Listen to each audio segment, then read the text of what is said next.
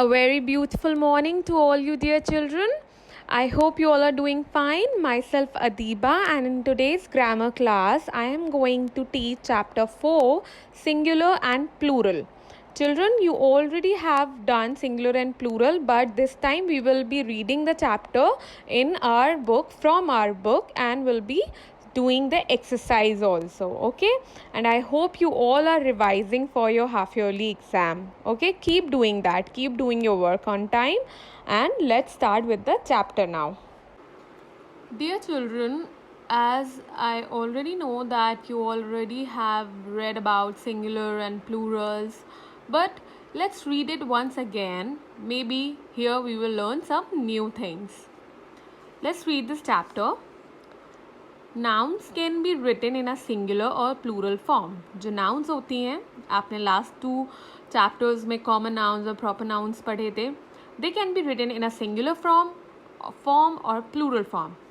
We write nouns in singular form when they refer to one person, animal, place or thing.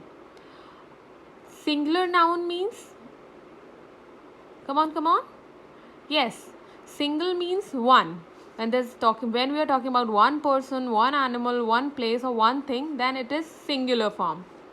When we are talking about more than one, then it is plural form. Okay? When we make a plural noun, we usually add s. Mostly जब हमें किसी चीज़ को एक से ज़्यादा करना होता है तो हम उसके आगे s लगा देते हैं. For example, monkey. If we add s, it will become monkeys. Plate, plates, piano, pianos, shop, shops.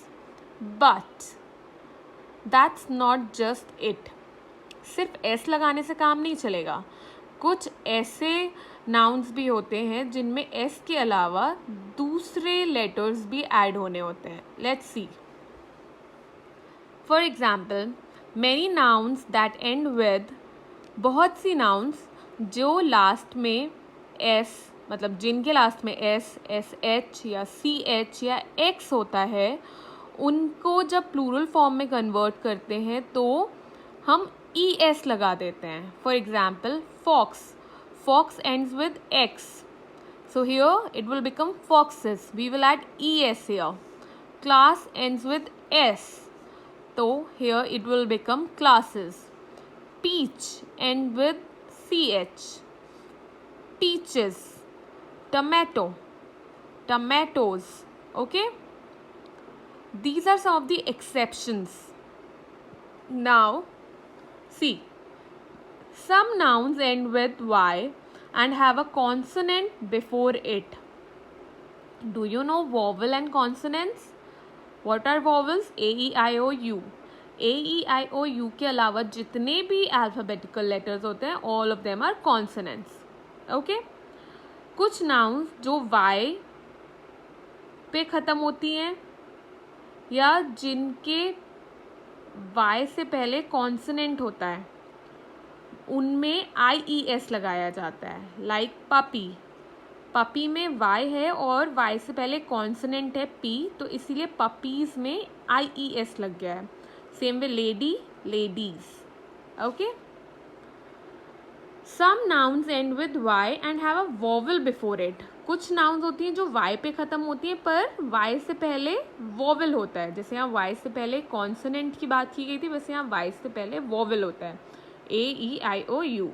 Such nouns are changed to plural form by adding s. उन nouns में हम simple s लगा देते हैं. For example, boy, boys, key, keys. Okay. This is something that you have to memorize. Okay, this is something you have to learn. Now see, nouns that end with f or fe are changed to plural form by removing f or fe and adding ves. Some nouns, कुछ nouns जो f या fe पे ख़त्म होती हैं, उनमें हम f और fe को हटाकर ves लगा देते हैं. फॉर एग्जाम्पल, लोफ में से f हटाकर ves लग गया, लोव्स. नाइफ में से fe हटाकर नाइव्स हो गया, more than one knife. Some nouns are written differently in their plural form. कुछ नाउन्स में ना s लगता है ना es. they are written completely differently. Like man, man man means एक आदमी, men men means एक से ज़्यादा. Same way if you are writing woman, woman woman एक औरत, women women एक से ज़्यादा. Child means एक बच्चा and children means एक से ज़्यादा बच्चे. You will never say children's is wrong. Child, if you are talking to one child or talking about one child, एक बच्चे के बारे में बात हो रही है then it's child, एक से ज़्यादा बच्चों के बारे में बात हो रही है then it's children. Okay, so now let's start with the exercise.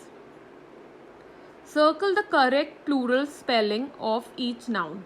Here are some nouns given: magician, glass, calf, movie, and here are two examples given. You have to circle the right example of plural form. See, magician will become magicians. This is a wrong spelling. Glass will become, this is wrong, glasses. Calf will become, because F है यहाँ पर तो VES लग जाएगा F हट के, calves. Movies. Same way say I have done all of them. Okay. Try to do them by yourselves. Now the next exercise that we have on page number 22. Write the plural of the following nouns. Here are some singular nouns given and I have written here the plurals. For example, airplane, airplanes, scarf, scarves, wish, wishes, tooth. Yeah, tooth is also one exception which becomes teeth. Tooth means एक दांत और teeth means एक से ज़्यादा दांत. Chef, chefs, switch, switches, dress, dresses, baby, babies, ox. Ox is also one exception. Here you don't add s or es, it becomes oxen. Toy, toys. Okay. Now here's a quick recap given. Do read it. There are some more exercises. You have to circle the correct noun.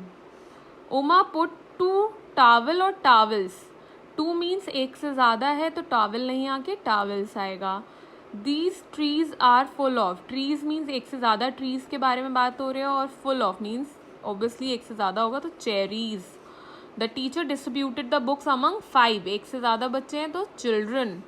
Some animals have webbed. कुछ animals के जो पैर होते हैं कैसे होते हैं? जालीदार. तो मतलब पैर obviously एक से ज़्यादा होंगे feet. There were many use हुआ इसका मतलब एक से ज़्यादा होगा goats grazing on the mountain. Rewrite the sentences by changing the underlined words to plural. Here is one sentence given. The man packed 3 big lunch box.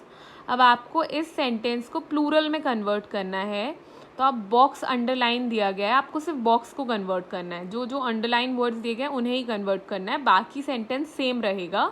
The man packed 3 big lunch. Box will become boxes.